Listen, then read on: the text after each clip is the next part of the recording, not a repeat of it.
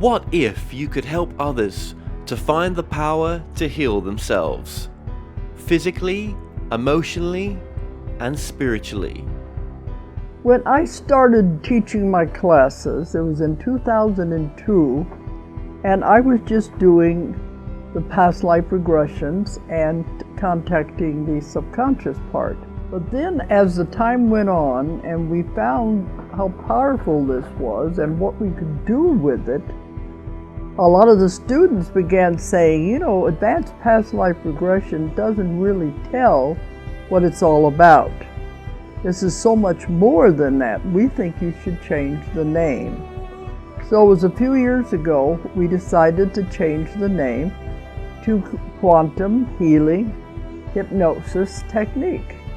And this is the healing technique that we've now been teaching it, since 2002, that's 12 years. What if you could time travel with them? Visit mythical places or angelic realms, other worlds, other galaxies. Help others to speak to their higher selves. You can. Dolores has taught thousands of people from across the world how to use QHHT, and now you can learn her method by going directly to dolorescannon.com. And don't forget to mention the discount code MORETALKS.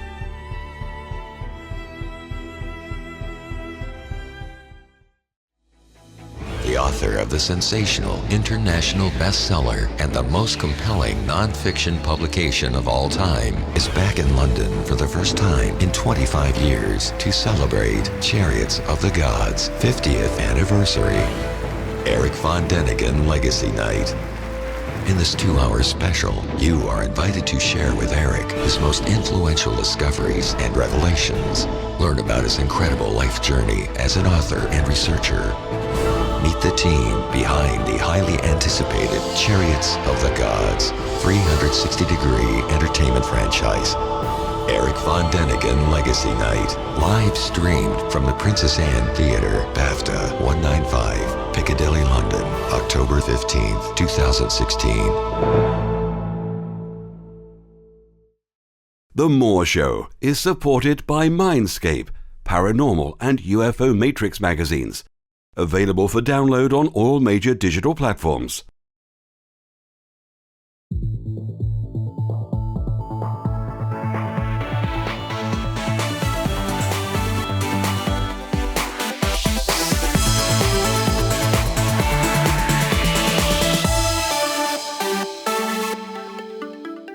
The comments and views expressed on The More Show are those of the people that make them and do not necessarily reflect the view of Kevin Moore, The More Show, or this radio station and its affiliate or sponsors. This show is for entertainment purposes only. Broadcasting from the UK and across the world online. You're now watching the UK's only alternative late night talk show. And I'm your host, Kevin Moore. For the next hour, I'll be covering subjects that will open up your mind and provide you with information you may have never heard before.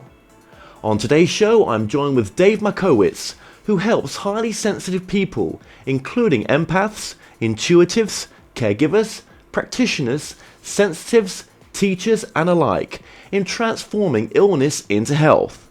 Now, if you resonate with any or all of the above, you already know that you're different and you have different needs in social situations, maybe diet and even healthcare.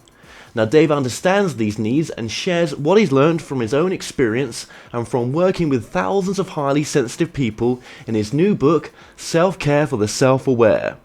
He joins me today to discuss his book and much more. Dave Makowitz, welcome to the show. Great to be here. It is fantastic to have you on. It really is, because there's always a few technical issues here and there. People never know what we have to go through to bring some people on. But I'm so glad we've got you, just more than the audio, because the video says 1,000 words, I think, and you've got a great signal as well. So this will make this interview a blessing. If you could sort of just describe your work in a few brief sentences, is that possible?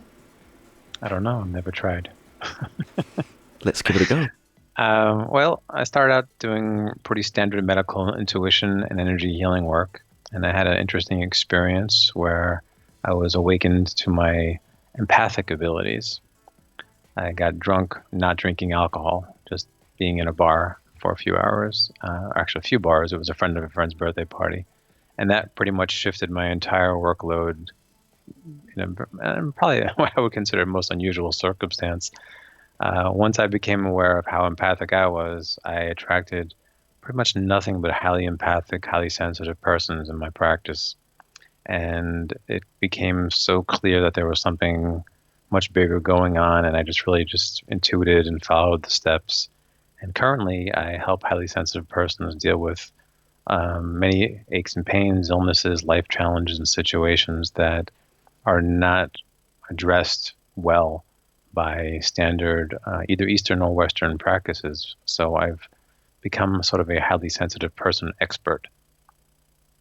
Yeah, this is incredible. This is because when I researched you today, I've never had anyone on really that just works for the highly sensitive or empath or teachers in a sense or healers.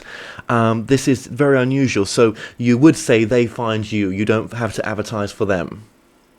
That is correct. I have a newsletter and a website, typical things. But people find me. They find my ebook on Amazon. I get calls from like Singapore, Malaysia, and I'm here in Portland, Oregon. I'm still impressed by technology that can even happen.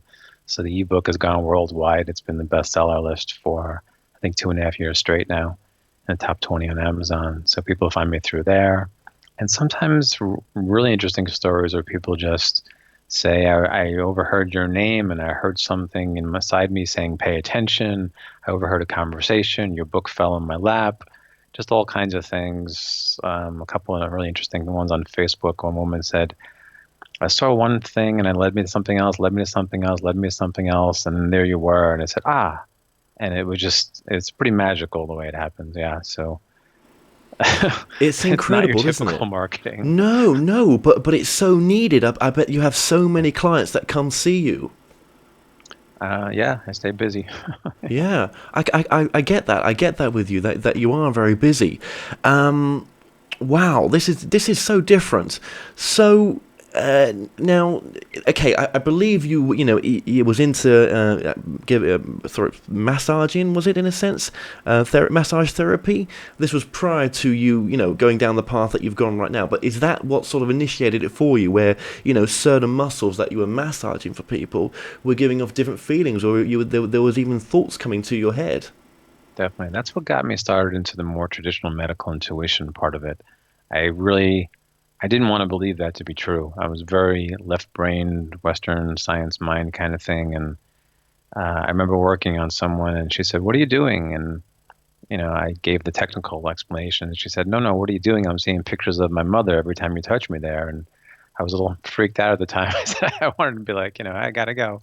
But I researched it and I found out, the body holds memory. So that was the introduction to pretty what some might call extreme mind-body medicine, where you're really being able to start feeling things. And then I started feeling what they were dealing with too. So my intuition started picking up.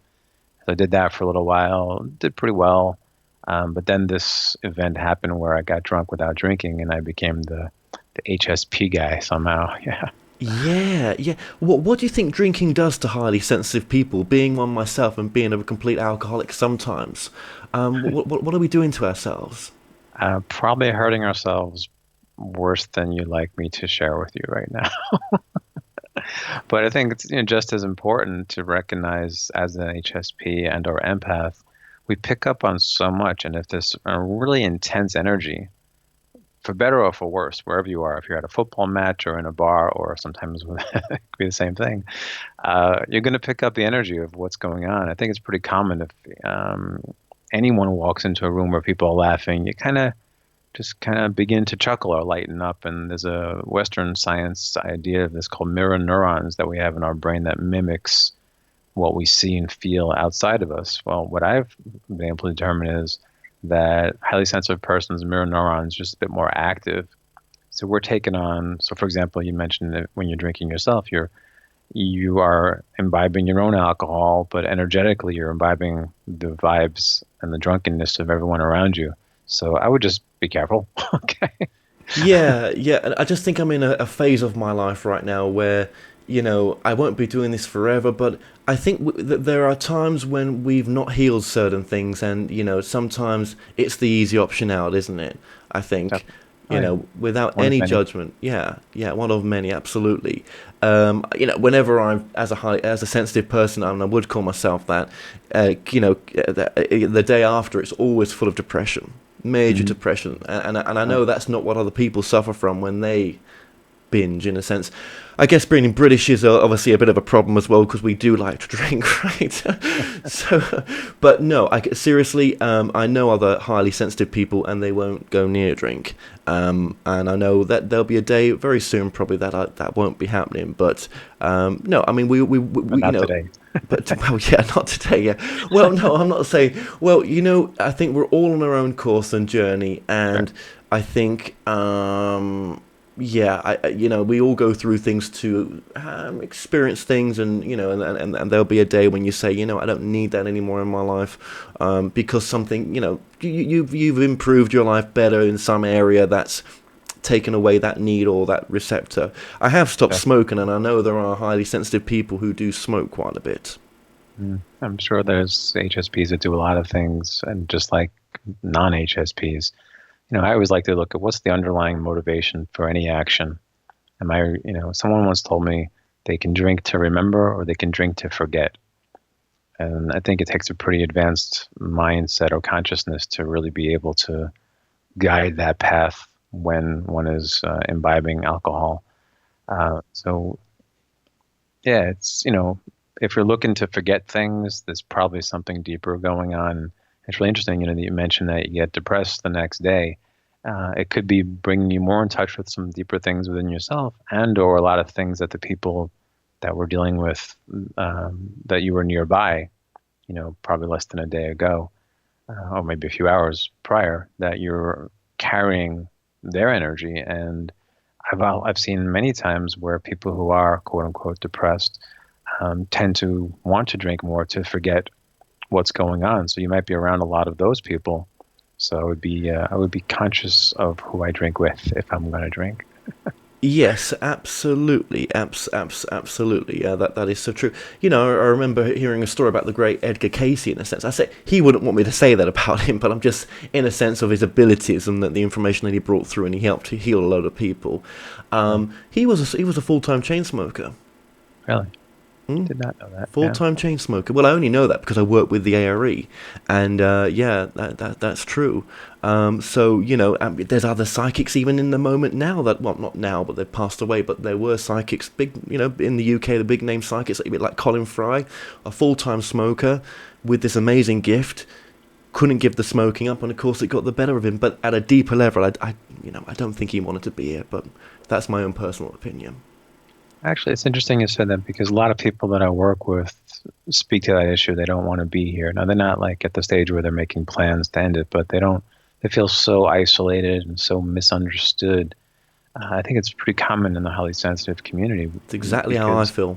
Exactly how I feel. Because Very we can isolated. feel the misery of those around us in the world pretty intently, and we don't know what to do with that. And the tools that came to me are incredibly powerful, that help people be in situations, in bars, for example, or even in the world, or at Thanksgiving dinner, depending, on your family situation, so they can really be present in those situations and make better choices, and not really be a walking sponge.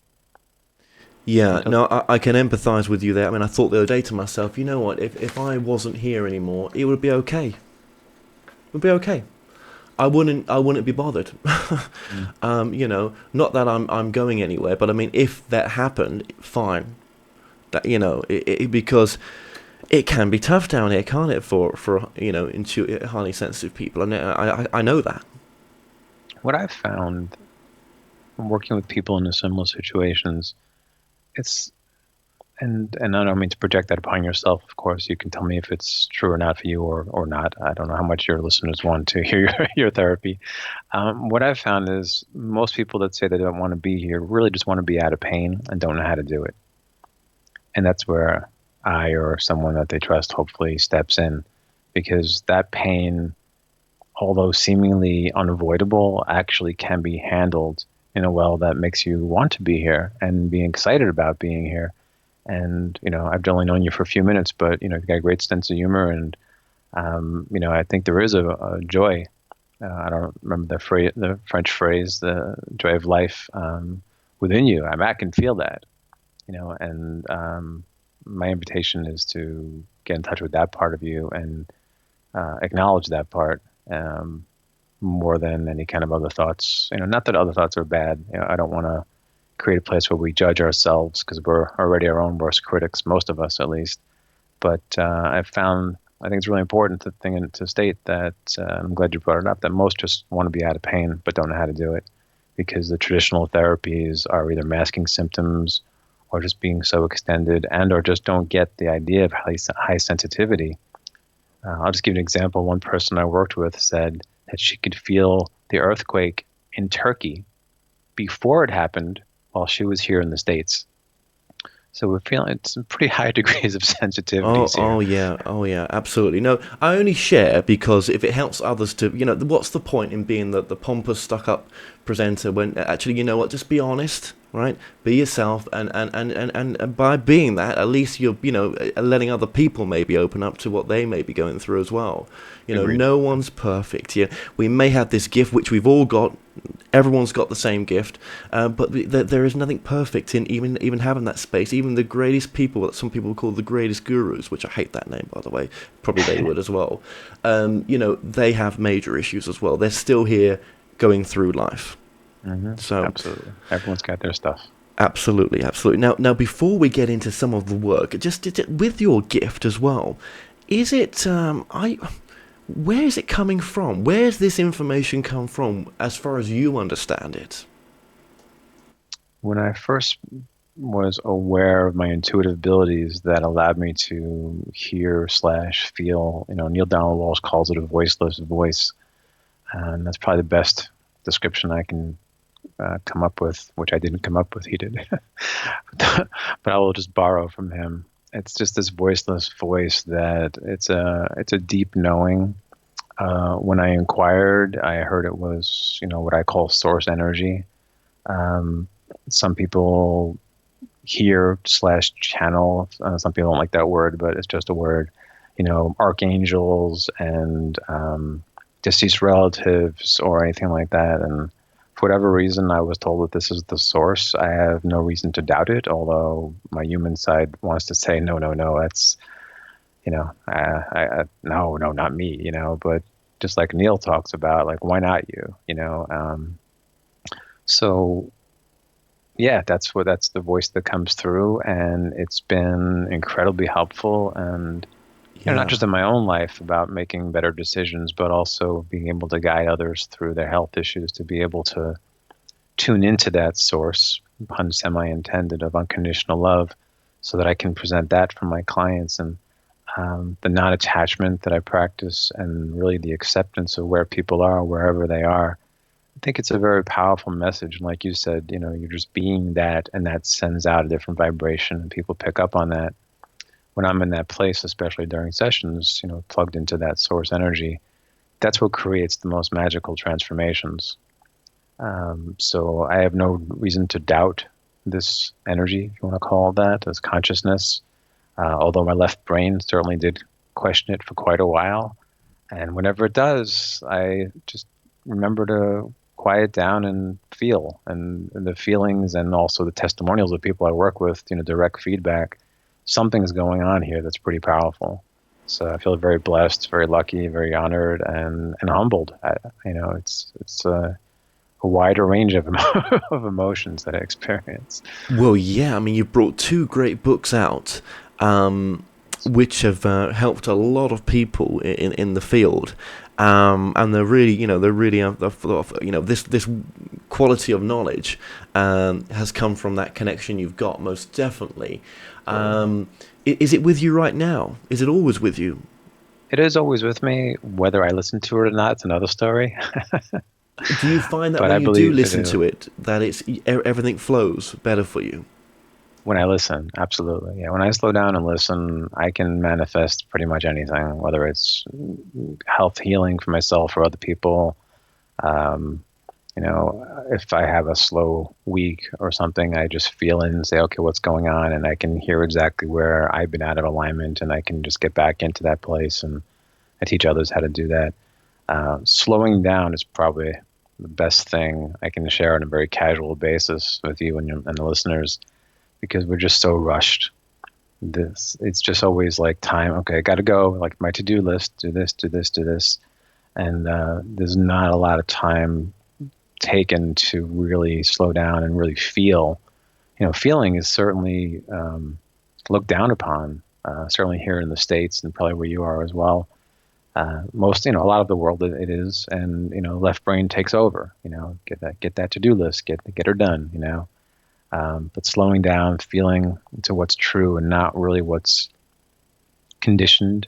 In fact, the first of those 5 steps that are in that second book, The Self-Care for the Self-Aware, is really slowing down enough and asking yourself, am I coming from my pattern or am I coming from my truth? So the pattern is the conditioned response, the first thought, the one that makes you want to jump out and react. And, when we break down the word react, it's to act again based on prior knowledge.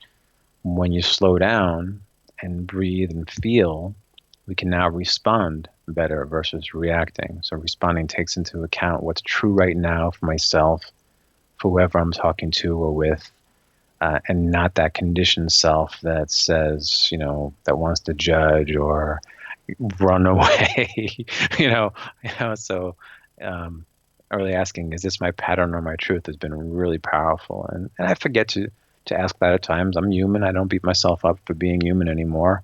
I just acknowledge that the sooner I ask that question, or the more often I ask that question, is this my pattern or my truth, the more I can be in that truth and really respond from that place and really be in service in a what I think and what others have told me is a high quality way, without the Dave part of me getting in the way that wants to heal the world. Yes, but do you think we take on that unresolved grief sometimes, being highly sensitive people, that we want to help the world, we want to make the world a better place? Definitely, and I think that the highly sensitive ones are the ones that really can make the world a better place, because we are in touch with what's going on. When you're shut down to what's going on, there's not a lot of incentive to shift it. But when you can feel it all the time and it's driving you crazy or frustrating you or inspiring you, ideally the latter, yeah, I think it's a beautiful thing. And that's when I tell people that being highly sensitive really is a gift. It can be a burden when not used well, but really anything can be. I mean, any tool, a hammer, can be a burden or an opportunity. If someone's beating you in the head, it's not quite a gift. But if you need it to build a house, it's a pretty good thing. Yeah, absolutely. And do you think that the voice that comes through for you is only meant for this work? Because you could have used that voice and maybe had the option to go in all sorts of different directions with it, but you've chosen this direction. I'd say the direction probably chose me more than me choosing it. I've always been interested in healthcare. It's what started my career in massage therapy after getting fired from a couple of retail jobs. I know. New York smart ass. Imagine me getting fired, but it happened. So it got me into this holistic thing, and I was always interested in it. My dad was a pharmacist. He helped a lot of people. Granted, it's a different method, but his compassion was there and being present for his patients or customers. And I just, I think because I was sensitive enough to the pains that were around me and in the world, I wanted to be a healer of some kind. I didn't know what that would look like, and I may not be doing this tomorrow. I have no idea, but I'm riding the wave as it's flowing in. No, I think it's great what you're doing. I really, really do. And thank you for sharing that answer with us. That's great. So you found your purpose, which we all have, and you just went with what really turned you on, and what really makes you wake up each day and makes you fulfilled, doesn't it? Doing what you do as well. Definitely. Yeah. Okay. Just another quick. Do you get a lot of younger people coming to you nowadays as well? A lot of younger healers? It's a small percentage, but there's a few. And I'll share one thing with you. The younger ones get it so much faster. They're able to make shifts so much faster. And it might just be a general more openness or and or because the people that are more middle-aged, give or take, they've been doing what they've been doing for sometimes 3, 4, even 5 decades, sometimes more. So it can be more difficult to shift things. But the youngest I worked with, I think, was 6 years old. He was just amazing. He said he came in the office with his mom. He said, "Dave, I can feel the sadness of people 20 blocks away." And he waved his hand like that. And I said, "I bet you can. Tell me more about that."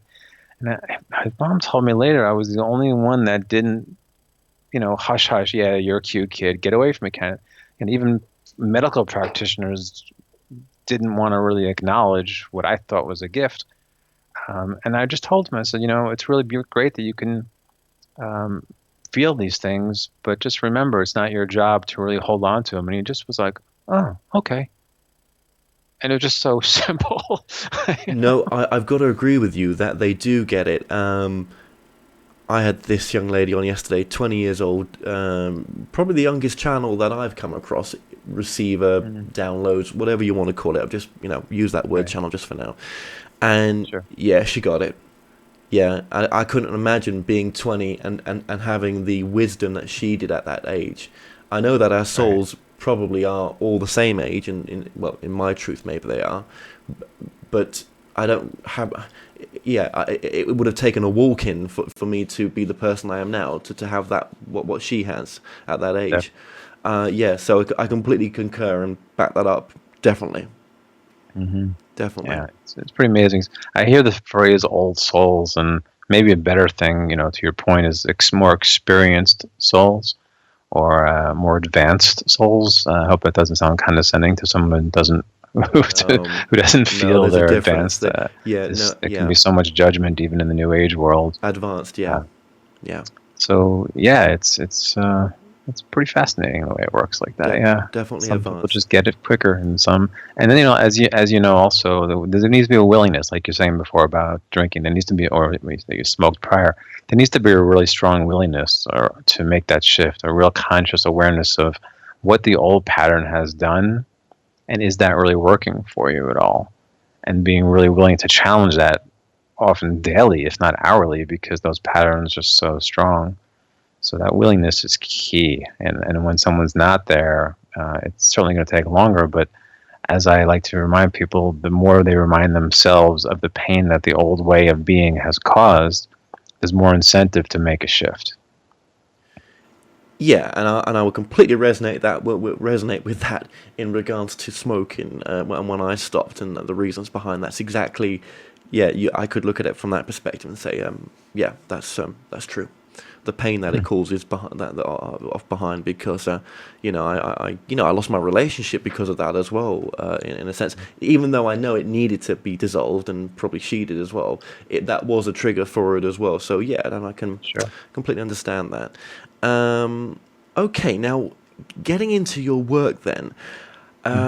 If someone's going to come see you, now that this can be done via Skype as well, so there's obviously, like as we said, an international aspect to this work. Absolutely. Yeah. What is the process, in a sense? What would they be? How do you approach it? So someone comes to see you, and that's do all healers need healing, in a sense? Or is it they only come to you if they feel that they are blocked, in a sense?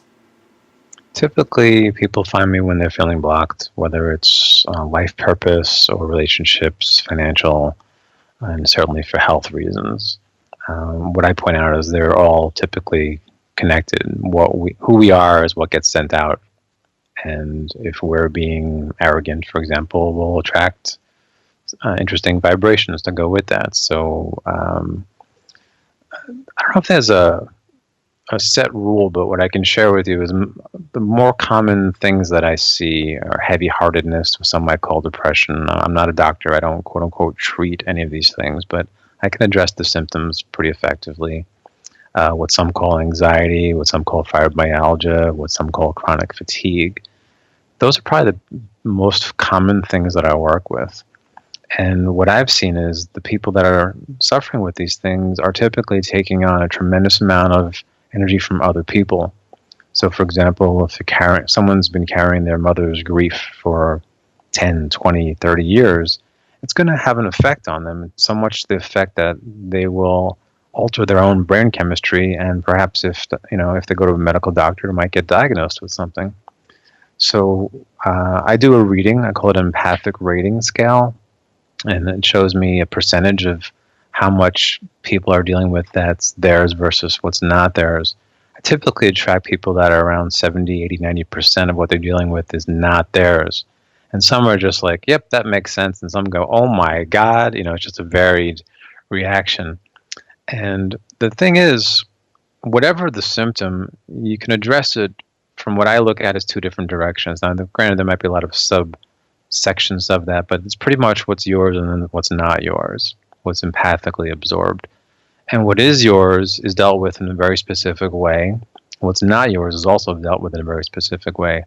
I was very fortunate enough to be able to really channel or intuit different ways of dealing with what is yours, because I see a lot of people that have been dealing with that don't have a lot of success, but a completely different and very unique method of dealing with what is not theirs. So I help identify that.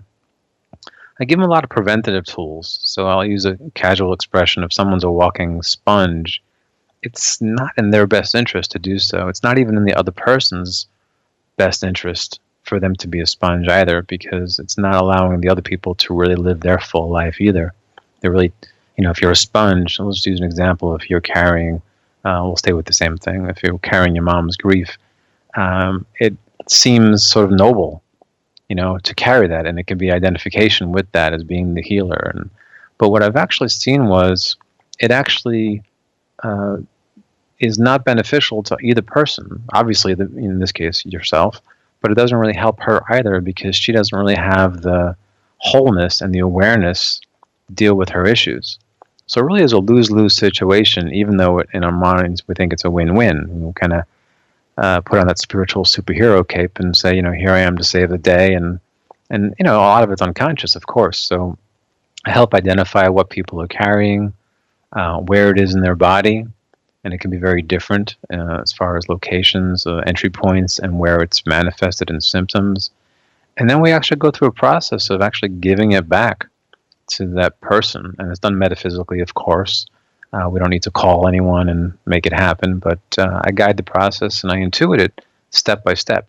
So as we're there in that moment, the perfect information for each person comes through, and I guide them through that. And even when resistance shows up, there are ways of dealing with that in a very different way as well. So it's a pretty complete system with the preventative aspects, so they're no longer a sponge, and then the healing aspects. And people report really fantastic results, and knock wood, I get to facilitate this and see people shifting day after day. It's pretty amazing. That's very interesting, actually, because when it comes to unresolved grief, I know this is part of your work as well, in a sense. And what about unresolved grief in the sense of you've tried to apologize to someone, it's and it's not worked out, whatever, you may have not have said it quite the way it could have been right, but you did your best, or whoever you're trying to resolve it with have not not wanted to hear your apology, and that unresolved grief carries on. What do you do in that type of situation? Well, you actually said the answer. When you did your best, it's an invitation to let go of other people's outcomes, basically. Attachment to outcome creates nothing but misery. So when we judge our, in this case, apology based on someone else accepting it or not, we're giving all the power away. And I get that it's a normal and very common thing to do, but when you really look at it, I think we're giving our power away. So I learned something in Kabbalah. They said to, in this particular example, you make your apology and you state that you're going to do your best and to not repeat that offense to that person or to other people. You say it to that person, you say it to your higher power, whatever that might be, and then you just let go of what's the end results of that. So in that case, there might be something else repressed, that's being repressed there. The need for approval, for example, the need to be loved. And we all have that, but as the song says, we're all looking for love and they're all the wrong places. It's an internal game, and even relationships are an internal game. And this is where I think a lot of relationships go awry, and that's why I'm doing more recent expanding into relationship work for highly sensitive persons, where we really need to be aware. That's very interesting. I know we've got such limited time here. That's so interesting what you just touched on there. Okay, well, yeah, and you know, there may be a case where you've apologized to someone in a sense, because this is real life stuff. It sounds very, very surface level, but this is, these issues are real. You may have apologized to someone. You may not completely feel like it's your problem. You caused the issue, but really, that to do the right thing is in that my old little phrase is, what would love do in the moment now? Well, it would just want peace, and it would just want to help and heal, but yeah, I mean, even though you may not feel it's your baggage or it's your problem, what you're also saying as well, which is quite interesting, is actually there's bigger learning curves there's bigger things going on that you can't see. You're in the wood for the trees, in the sense that you may be experiencing these issues because it's something you came here to learn and grow from, which is not obvious. Not in the moment. It never seems obvious, but in retrospect, hopefully the clarity is there. Yeah. We're all learning and learning and learning. Well, what about this? Where there's people that have gone throughout their life where they fell out. They never sorted it out. They tried to. Well, no, I don't. Well, it's difficult to say what people do and don't do. So let's just say that the other parties passed on, yet they never got to. Sort the issues out between them before they and I'm always for one right now that sort the issues out while you're still alive, because you only get to take them with you where you go to. You're definitely going to take them with you. It varies from person to person. Deceased or those who have passed on, I've actually come to me during sessions. I don't advertise myself as a medium, but considering the connection I have, of course, it just happens. I like to do it in the course of healing, as opposed to like a psychic parlor trick kind of thing. So if it helps someone heal, and a lot of times I can actually hear someone's, let's just say someone's grandma say something to the effect of like, it's okay, or I'll be able to intuit something really specific, so they know I'm not like just doing lip service to the situation. And that usually tends to work out. I'm all for working things out while you're here, but I'm also all for self-acceptance and self-love of what we can and can't do. There are some that just don't want to hear our side, and in that case, we're going to keep banging our heads against the wall, or we're just going to let it go and say, well, I did my best. And that's why I think, when you mentioned earlier that you did your best, I think that's all we can do. I think I'd ideally let go of the outcome. Ideally, we let go of other people's reactions or lack of reactions or responses to our earlier points. Yeah. Well, this is a big part of your work right now, obviously, and just because just moving into relationships as well. Just very, very briefly, do you find that highly sensitive people do they get with other highly sensitive people? Is that a no-no, or is that some of the problems, or getting with someone that's not in tune, where you become a caretaker, or maybe where you're not a caretaker, where you're just with someone that isn't even into what you're into? Yet those relationships do work, though. It's all the above. Oh God! What's most common in my experience, but certainly not exclusive, is the caretaker is with someone who needs care.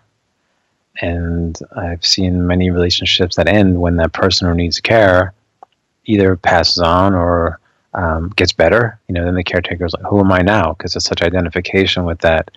So, just like empty nest syndrome, it's an incredible learning opportunity, a growth opportunity that, if seen as such, two people can grow even closer, with good communication of what's going on and what's true for each person. When that's not there, that's when resentment builds. I can't care for you anymore. And often it'll be subconscious, but it is interesting how that works. And like we were saying earlier about the soul paths, older experienced souls. There's so many different things that each soul needs. Sometimes someone needs to be with a narcissist, for example, to learn what insecurity looks like. Narcissism is an expression of deep insecurity from my understanding and experience. So, I don't question each person's soul desires, but I do help them see what's true in the moment for them.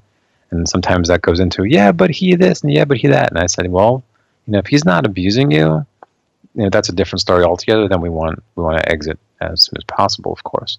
But if it's more communication things or day-to-day things, it's more important who we're being in any given moment in relationship to what is showing up, and who is showing up, and how they're showing up. And with conscious awareness and present moment awareness, we can make better decisions. We can be there for people in a way that's not draining. That happens a lot with highly sensitive persons. We typically get drained. We tend to be the people that attract others that want to vent upon us. So many I work with say, all I'm doing is walking down the street and people are venting at me.